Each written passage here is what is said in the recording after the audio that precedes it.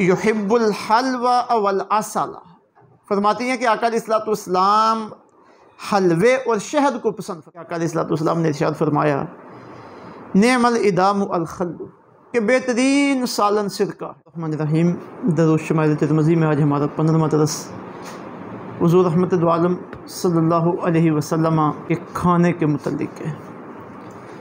इंसानी ज़िंदगी गुजारने के लिए इस दुनिया में जिन वसाइल की ज़रूरत है उसमें एक अहम चीज़ खाना है। इसके बगैर तो ज़िंदगी का तसव्वुर ही नामुमकिन है। सबसे पहले इंसान हज़रत आदम अलैहिस्सलाम जो पैदा किए गए और फिर हज़रत अम्मा हवा को अल्लाह ताला ने इज़्ज़त व इकराम के साथ पैदा फरमाया। तो जब उन्हें जन्नत में रखा गया तो वहाँ पे उनके लिए एक हुक्मनामा जारी किया गया जिसे अल्लाह ताला ने कुरान पाक सूरह अन-निसा का हिस्सा बनाया है। फरमाया या आदम उस्कुन अन्ता व ज़ौजुकल जन्ना, ए आदम आप और आपकी बीवी जन्नत में रहो। वकुला मिनहा, और खाओ इसमें से रगदन हैसु शिअ्तुमा, जितना चाहो और जहाँ से चाहो। इससे पता चलता है कि ये इंसान की फितरत का एक बुनियादी तकाज़ा है खाना। और जब उन्हें पैदा करके जन्नत में ठहराया गया तो फरमाया गया खाओ जितना चाहो और जहाँ से खाओ। और ये भी पता चला कि इंसान अपनी तख्लीक के आगाज़ से ही खाने की चीज़ों का मोहताज है। लेकिन बहसीयत मुसलमान हम इस बात को देखते हैं कि हर खाने की नज़र आने वाली चीज़ हकीकत में खाने वाली नहीं होती। इस्लाम ने हमें वही चीज़ें खाने की इजाज़त दी है जो चीज़ें अल्लाह की पसंदीदा भी हैं और हमारी सेहत के लिए फ़ायदा बख्श भी हैं, जिनसे हमारी जिस्मानी सेहत ताकतवर होती है, रूहानी सेहत ताकतवर होती है। उन चीज़ों का खाना हमारे लिए पसंद किया गया है। और फिर दीन इस्लाम में खाने के कुछ आदाब और तकाज़े भी मुकर्रर किए गए हैं और उन आदाब के मुताबिक ही खाना खाया जाए तो वो बंदे के लिए हकीकी नफ़े का सबब बन सकता है। मेरे और आपके करीम आका सल्लल्लाहु अलैहि वसल्लम जो अल्लाह रब्बुल इज़्ज़त के बाद इस कायनात में सबसे ज़्यादा आलिम है, और आपका इल्म सिर्फ़ कोई मजहबी इल्म ही नहीं है बल्कि कायनात की हर चीज़ के ऊपर मुहित है। आपने जो खाने के असूल व ज़वाबित बयान किए हैं, हर दौर की तिब और मेडिकल साइंस उसे कबूल करती है। और दौर जदीद के जिन तबीबों ने खाने के मुतल्लिक़ अपने नज़रियात का इज़हार किया है वो तो आका अलैहिस्सलाम के उन असूल व ज़वाबित की गिरद राह को भी नहीं पहुँच सकते। इतनी तफसील के साथ और इतनी खूबसूरती के साथ और इंसानियत के लिए नफ़े के असूलों को पेश नज़र रख के आका अलैहिस्सलाम ने जो खाने के असूल व ज़वाबित बयान किए हैं वो क़यामत तक आने वाली कायनात इंसानी के लिए फ़ायदा बख्श साबित होते रहेंगे। हज़रत इमाम अबू ईसा तिरमिज़ी रहमतुल्लाहि तआला अलैह ने शमाइल मुहम्मदिया में मुख्तलिफ़ बाब के अंदर आका अलैहिस्सलाम के खाने की मुख्तलिफ़ कैफ़ियत का जिक्र किया है। चंद हदीस तय्यबात आपके सामने पेश कर रहे हैं कि आका अलैहिस्सलाम कैसे बैठ के खाते थे, खाने में किन चीज़ों को पसंद फरमाया करते थे और खाने के बाद आप अल्लाह ताला का शुक्रिया कैसे अदा करते थे। आइए आगाज़ करते हैं। हज़रत अनस बिन मालिक रज़ियल्लाहु ताला अन्हु आप बयान फरमाते हैं कि उतिया रसूलुल्लाह सल्लल्लाहु अलैहि वसल्लम बित्तमरिन, कि आका अलैहिस्सलाम की बारगाह में खजूरें पेश की गईं। फ़राइतहु याकुलु व हुवा मुक़इन मिनल जू, फरमाते हैं कि मैंने देखा कि आका अलैहिस्सलाम अकड़ों बैठ कर उन्हें खाने लगे हैं और भूख की शिद्दत की वजह से आपने टेक लगाई हुई है। पीछे हदीस गुजरी है कि आका अलैहिस्सलाम टेक लगा के नहीं खाते थे। तो आम आपका मामूल यही था कि खाते हुए आप टेक नहीं लगाते थे। इसे आपने मुतकब्बिरीन की अलामत बताया है। लेकिन उज़र की वजह से, बीमारी की वजह से या जिस्म के ऊपर इतनी नकाहत तारी है कि बैठना मुश्किल है तो उस वक्त टेक लगा के खाने की भी इजाज़त इस हदीस मुबारका से सामने आ रही है। और आका अलैहिस्सलाम के जो खाने के अंदाज़ रवायात में और मुख्तलिफ़ सीरत की किताबों में मिलते हैं उनमें एक ये भी है कि आप बायां पाँव पिछा कर उसके ऊपर बैठते थे और दायां पाँव खड़ा कर देते थे। इसी तरह दुजानु होकर बैठना खाते हुए ये भी आपसे साबित है। और जब आप खाना खा रहे होते थे तो आपका मामूल मुबारक ये होता था कि आप 3 उंगली, दरमियानी, शहादत की उंगली और अंगूठे, इनसे खाते थे। और जब खाना ख़त्म हो जाता तो आप इन उंगलियों को चाट लेते थे ताकि खाने के ज़रात इनके ऊपर बाकी ना रहें। और क्योंकि खाने के अंदर बरकत होती है और हमारी ये ज़िंदसाज़ी की गई है कि खाना उतना डालो जितना खा सको, और फिर अव्वल से लेकर आखिर तक वो सारा खाओ जितना तुमने डाल लिया है। खाने के अंदर बरकत है, जब तुमने अल्लाह का नाम लिया तो बरकत आ गई है। अब न जाने वो बरकत किस मुकाम पे मौजूद है, मुमकिन है उस हिस्से में मौजूद हो जिसे तुमने छोड़ दिया। तो ये हमारी ज़िंदसाज़ी की गई है कि खाने जितना खाना डाल लिया है पहले ही देख लो कि मैं कितना खा सकता हूँ, फिर उसे मुकम्मल साफ़ करो। हज़रत काब बिन मालिक रज़ियल्लाहु तआला अन्हु आप आका अलैहिस्सलाम के इस अमल मुबारक को बयान करते हुए फरमाते हैं कि अन्ना नबी सल्लल्लाहु अलैहि वसल्लम कान यलअकु असाबिअहु सलासन, कि हुज़ूर रहमत आलम सल्लल्लाहु अलैहि वसल्लम खाने के बाद 3 मरतबा उंगलियों को चाटते थे।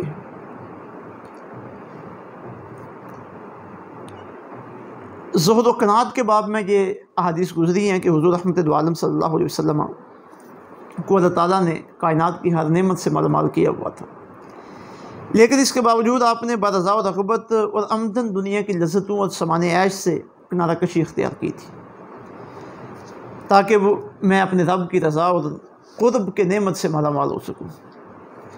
तो इसी तरह की एक कैफियत इमाम तिरमिज़ी ने आका अलैहिस्सलाम के खाने के बाब में भी ज़िक्र की है।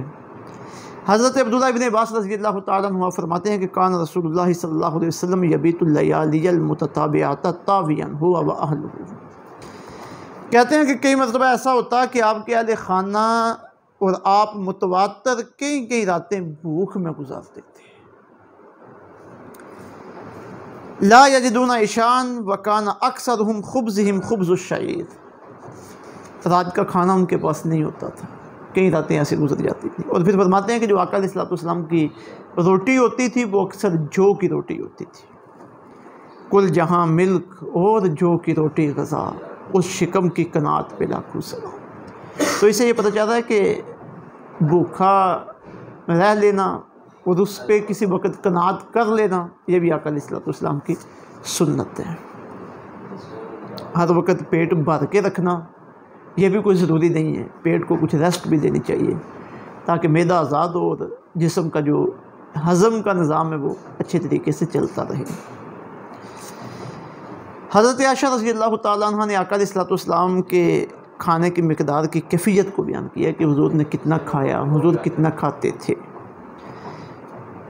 फरमाती हैं कि मेरे महबूब मुकर्रम सल्लल्लाहु अलैहि वसल्लम इस दुनिया से तशरीफ़ ले गए, हालांकि आपकी कैफियत ये थी कि वल्लाहि मा शबिअ मिन खुब्ज़िन व लहमिन मर्रतैन फ़ी यौम, फरमाते हैं खुदा की कसम आप सल्लल्लाहु अलैहि वसल्लम ने कभी भी एक दिन में 2 मरतबा पेट भर के रोटी और गोश्त नहीं खाया था। इसी हालत में आप दुनिया से तशरीफ़ ले गए। ये आका अलैहिस्सलाम का मुख्तसर अंदाज में खाना, इससे ये बातें सामने आ रही हैं। इसी तरह इस हदीस पाक से आका अलैहिस्सलाम की शान फ़क्र भी ज़ाहिर हो रही है और एक बड़ा खूबसूरत सेहतमंदी का उसूल भी सामने आ रहा है, कम खाना। रोज़े क्यों फ़र्ज़ किए गए हैं कि चलें साल के बाद 30 दिन तो मैदे को कुछ आराम मिले ताकि इंसान की सेहत ये ज़्यादा खाने के मुतासर ना हो। रोज़े की एक हिकमत है, बाकी जो हिकमत असलिया है उसकी वो तो तक़वा पैदा करना है। आका अलैहिस्सलाम खाने में सादगी पसंद करते थे, सादा खाना खाते थे जो दस्तयाब हो जाता, बतौर ख़ास ये पकाया जाए ये पकाया जाए इस तरह का आपका मामूल नहीं था। सालन मौजूद होता तो सालन के साथ खाना पसंद करते, सिरका, खजूर, दूध, इन चीज़ों के साथ आप खाना खा लेते थे। और जिस तरह का भी खाना आपके सामने आ जाता आप उसकी तारीफ़ फरमाते। अगर कोई ऐसा खाना सामने आता जो आपको पसंद ना होता तो आप ना खाते, किसी दूसरे को दे देते, लेकिन उसके अंदर से ऐब नहीं निकालते थे। हज़रत सैयदा आयशा रज़ियल्लाहु तआला अन्हा आका अलैहिस्सलाम के सालन के मतलब इरशाद फरमाती हैं कि आका अलैहिस्सलाम ने इरशाद फरमाया, नेमल इदामु अल खल्लु, कि बेहतरीन सालन सिरका है। अब सिरका घर में मौजूद होता था तो सालन ना मौजूद हो तो सरकार उसी के साथ रोटी खा लेते थे और फिर तारीफ़ फरमाते थे कि ये बेहतरीन सालन है जो घर में पहले से ही मौजूद है। इसके अलावा जैतून का तेल, उससे भी आप खाना तनावुल फरमा लिया करते थे। गोश्त भी पसंद फरमाते थे, अगर दस्तयाब हो जाता तो आप खा लेते। और गोश्त में जो चीज़ आका अलैहिस्सलाम को पसंद थी, हज़रत सैयदा आयशा रज़ियल्लाहु तआला अन्हा फरमाती हैं, फ़कानत ज़िराउ अहब्बल लहम इला रसूलिल्लाहि सल्लल्लाहु अलैहि वसल्लम। फरमाती हैं कि बकरी के बाजू का गोश्त ये आका अलैहिस्सलाम को सबसे ज़्यादा पसंद था। फिर इसी तरह आका अलैहिस्सलाम मीठी चीज़ को पसंद फरमाते थे और शहद को भी पसंद फरमाते थे। हज़रत आयशा रज़ियल्लाहु तआला अन्हा आप ही बयान फरमाती हैं कि कान नबी सल्लल्लाहु अलैहि वसल्लम युहिब्बुल हलवा वल असला। फरमाती हैं कि आका अलैहिस्सलाम हलवे और शहद को पसंद फरमाते थे। अब यहाँ जो हलवा का ज़िक्र है, मतलब इससे कोई मीठी चीज़, और फिर बतौर ख़ास जो हलवे तैयार किए जाते हैं। हमारे यहाँ भी हलवे तैयार करने के अपने अंदाज़ हैं और अरब में अपने अंदाज़ थे। सीरत की किताबों में आका अलैहिस्सलाम के उन हलवों के नामों का भी जिक्र है, यानी जो हलवा जात हुज़ूर पसंद फरमाते थे और खाते थे उनके नामों का भी जिक्र है। मसलन हरीरा, अलखबीद, अत्तफैसल वगैरह वगैरह, जो कोई आटे से तैयार होता था, कोई घी, खजूर और पनीर से तैयार होता था, कोई शहद और आटे से तैयार होता था, तो ये सरकार पसंद फरमाते थे। तो कोई भी मीठी चीज़ है जो इंसानियत के लिए नफ़ा बख्श है, वो आका अलैहिस्सलाम उसे पसंद फरमाते थे और ये आका अलैहिस्सलाम की सुन्नत है। इससे ये भी पता चला कि ये जो दूसरे लोगों को ये ताना देना हलवा खाने का, ये कोई पसंदीदा अमल नहीं है, ये आका अलैहिस्सलाम की सुन्नत है। और बंदा अगर सुन्नत समझ कर हलवा या कोई भी मीठी चीज़ खाए तो ये बाइसे सवाब है। हुज़ूर रहमत दो आलम सल्लल्लाहु अलैहि वसल्लम सब्ज़ियाँ भी पसंद फरमाते थे, खाते थे, और सब्ज़ियों में कद्दू शरीफ आपको पसंद था। हज़रत अनस बिन मालिक रज़ियल्लाहु तआला अन्हु आप बयान करते हैं कि एक मरतबा एक दर्जी ने आका अलैहिस्सलाम के लिए खाने की दावत दी।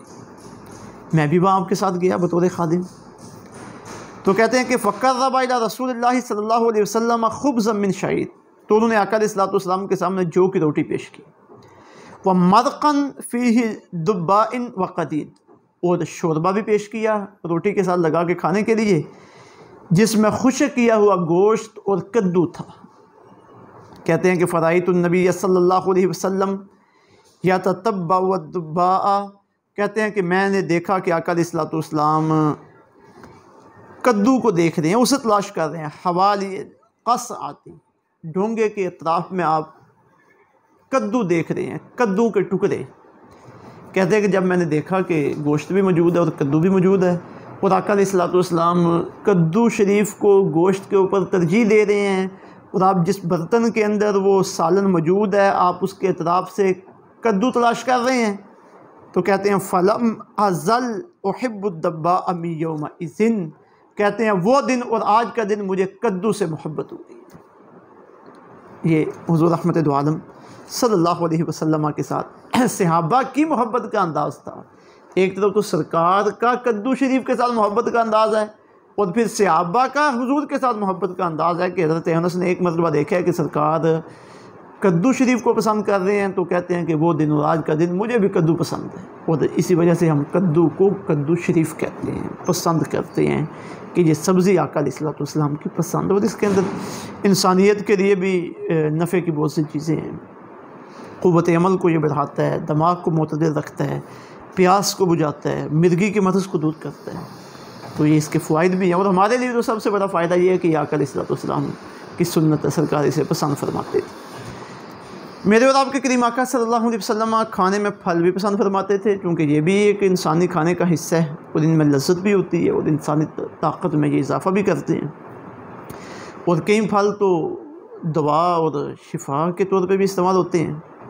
तो आका अलैहिस्सलाम को फलों में अंगूर, अनार, तरबूज, खरबूजा, सफ़रजुल, शतूत, पिस्ता, इंजीर और खजूर वगैरह पसंद थे। आप ख़ुद भी इन्हें इस्तेमाल करते थे, सहाबा इकराम अलैहिम रिदवान भी आपकी तरफ देख के उन्हें पसंद करते थे। और सहाबा किराम अलैहिम रिज़वान का तर्ज़ अमल ये था कि उनके बागों में जब कोई नया फल पकता तो वो सबसे पहले आका अलैहिस्सलाम की बारगाह में लेके आते, सरकार की खिदमत में पेश करते, दुआए खैर हो, इसके अंदर बरकत हो। तो आका अलैहिस्सलाम उसे लेते, कबूल फरमाते, बरकत की दुआ करते। तो अमूमन वहाँ पे जो छोटा बच्चा मौजूद होता उसे वो फल अता कर, सारा फल अता कर देते या उसमें से कुछ अता फरमाते। मेरे और आपके करीम आका सल्लल्लाहु अलैहि वसल्लम खाने के बाद और उससे पहले अपने हाथों को धोते और कुल्ली किया करते थे। हज़रत सुलेमान फ़ारसी रज़ी अल्लाह तआला अन्हु बयान फरमाते हैं कि मैंने तुरात में पढ़ा कि खाने के बाद हाथ मुँह धोने से उसमें बरकत आती है। और मैंने तस्दीक के लिए ये बात आका अलैहिस्सलाम की बारगाह में पेश की तो आप सल्लल्लाहु अलैहि वसल्लम ने इरशाद फरमाया कि बरकतुत ताम अल-वुदू क़ब्लहु वल-वुदू बअदहु। फरमाया खाने से पहले हाथ धोना और खाने के बाद हाथ धोना ये खाने में बरकत का सबब है। यानी आका अलैहिस्सलाम ने भी इसकी तस्दीक फरमा दी।